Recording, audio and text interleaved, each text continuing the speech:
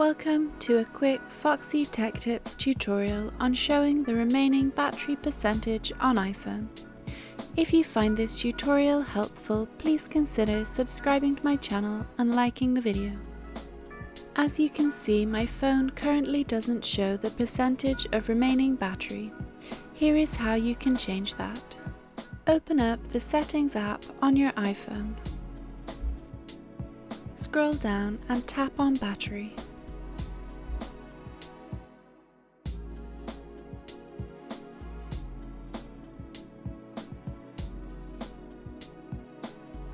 The first option in the battery settings is the one we want, battery percentage. Enable that. Now that is enabled, it will show you what percentage of your battery is remaining. You can disable that feature at any time by coming back here. And that draws an end to this tutorial. Please like the video if you found it helpful and subscribe to Foxy Tech Tips for more iOS tips and tricks.